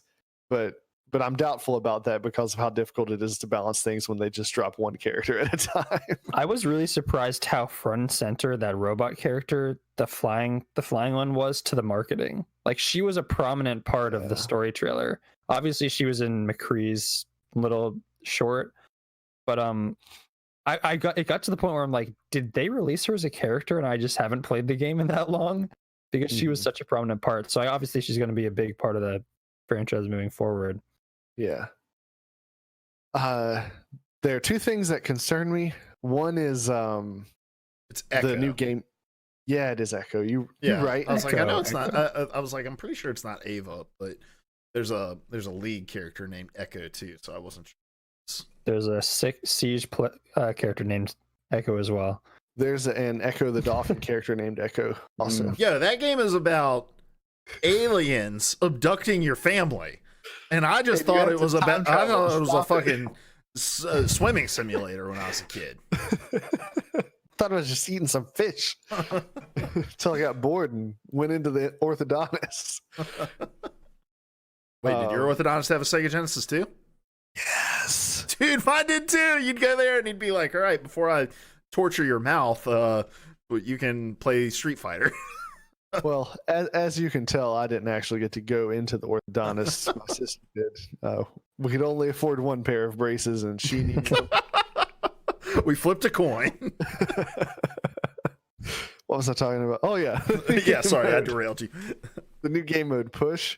That's a competitive game mode, right? Yeah. And Yeah. it looks It'll be in the teams Overwatch take League. turns Team controlling Fortress 2 had that. Yeah, it didn't excite me. It just felt too similar to the game modes that already exist. Like, it's basically another version of pushing the payload. Just instead of taking turns doing it, you're kind of tug of war in the thing. I Yeah, don't I'm know. I would have interested- liked to. Go ahead, sorry. I would have liked to see something different, but yeah. Yeah, I'm interested to see how that works competitively because it seems like a who can win like 5 fights in a row kind of thing in order to win. And that kind of snowballing isn't happening a ton in the professional side of things. I don't know. I have to see it more in action. So that was one thing that concerned me, and then the other thing, that how much of the PvE stuff seemed to be occurring in map space that we've already seen. That is the one thing that gives me doubts about the quality of the PvE product we're going to see. But They might want to hold stuff off until later. yeah, that was my thought. I hope that's the case, and it's not just a Halo Reach Spartan Ops. As much as I loved Spartan Ops, they recycled the same 3 or 4 maps for 12 to 15 missions. So yeah, all in all, like, killer announcement. Great way to make the announcement. If I compartmentalize and I don't think about the uncle Thanksgiving dinner, like, I appreciate this thing for what it is. I appreciate the product that they're producing with Overwatch. And again, the quality of those shorts just wonderful. You guys have any closing thoughts on this? No, not really. All right. I was just very pleased. And such a focus on May, good choice, because May is Bay. That's true. Very true. All right. Let's end this show out with our weird news of the week. Cody, Yes. what are you bringing to us to befuddle the mind? Bringing some hot Apex Legends Never heard of it. weirdness. Apparently there was a patch that occurred recently that turned I want to say battle bus, but it's the dropship, that turned the dropship into Fight Club. And I wonder, because the title of the article that I'm citing is great. The headline for this US Gamer article by Matthew Olson is Apex Legends dropship has become a fight club with the lights turned off. And that is essentially what's happened. Apparently, people are able to, in the character select screen and in the dropship, down each other. And that results in all sorts of weirdness when you then try to drop into the map. Apparently, if you stay with your squad, you'll just be downed, but like you'll be in the downed animation, but just drop to the map with them. If you drop solo, you plummet straight down. So this is obviously something that Respawn will probably tend to very quickly, but in the meantime, it's resulting in some hilarity, because you can just like, you can't really see what your character's doing, but you can definitely just punch people out blindly in the dropship, which is pretty entertaining. Can't wait to get some wins tonight. Exactly. I love how it says, I think I found a bug. Siggy Tao's tweet here. Yeah. That is hilarious. Yeah, just kind of, I mean, it's a hilarious glitch that will definitely need to be patched out, but in the meantime, it's pretty entertaining. All right. Let's get out of here, guys. Who are you? Where can people find you? What are you going to be tweeting about this week? Larry, let's start with you. I'm Larry. You can find me on Twitter at LayerHunts. No, you can't. Sorry. You can find me on Twitter at StillInFlux. And I'm still tweeting a lot of political stuff, so avoid me if you need to. But I've also begun to tweet out game clips from Apex Legends because I think I've got some clips worth watching, including one where my squad and the enemy squad wipe each other out. And it's a beautiful commentary on the meaninglessness of everything. All right. Awesome. Cod Donald over there. Cod Donald, that's a new one. I'm Cody. You can find me on Twitter at ProElectioneer. You can bet your ass I'm going to be tweeting about Death Stranding after this weekend. That's mostly what I'm going to be doing. I got a busy weekend, so I won't be tweeting too much later part of this week, but next week I'm going to be tweeting some thoughts for sure. All right, my name is Luke. You can find me on Twitter at LukePVA, and this weekend I'm probably just going to be tweeting a bunch of pictures of the blank expression I'll have when I finish the 2-hour cutscene in Death Stranding and still don't know what the hell's going on. It'll look a lot like this. It's a versatile expression, though. Yeah. My face is going to get stuck like that. Speaking of face, real quick, I know this episode's been like 2 hours long. I ordered some glasses through Warby Parker, not a sponsor, because they're like $300 cheaper than getting them through my eye doctor. So we'll see what that spells for the quality. But in order to get my pupil measurements, I had to send them a picture where I took a card with a magnetic strip and hold it under my nose like this, so that so I sent a picture and felt like a dumbass doing it, and they sent me back an email like, "Hey, we aren't able to get it off of that image," so I had to do it again, making me feel like a dumbass. My wife takes the picture for me, and she starts laughing at me, right? And I always wear my glasses, right? So she starts laughing at me, and I was like, "What's up?" She's like, "For a second there, it just looked like you were looking at me, but your other eye was going somewhere else." And she's like dying laughing about this. And I was like, "Honey, we have been married for 5 years, and you have never noticed that I have a lazy eye. Like, I'm legally blind in my left eye. It's lazy. And here she is just fucking cackling about my lazy eye, which I've got like real narrow eyelids anyway, and like, you know, wear glasses all the time, so nobody really ever sees it. But yeah, she just thought it was the funniest fucking thing, and I was so hurt by it. Thanks, Warby Park. Not a sponsor. I forget and invite Luke to 3D movies sometimes. Yeah, they don't work. It don't work. All right, guys. Well, let's get out of here. This has been PvA Radio. You guys know the deal. I'm not going to keep you any longer than we have to. Just have one thing to say. Just one thing. One thing to say. All right, guys. Let's get out of here. PvA Radio. You know where to find us. Leave a review, comment, all that sort of stuff. And until next week, we love you. Goodbye. Why, that's the second biggest monkey head I've ever seen. I used to be an adventurer like you. Then I took an arrow in the knee. The definition of insanity. Would you kindly pick up that shortwave radio?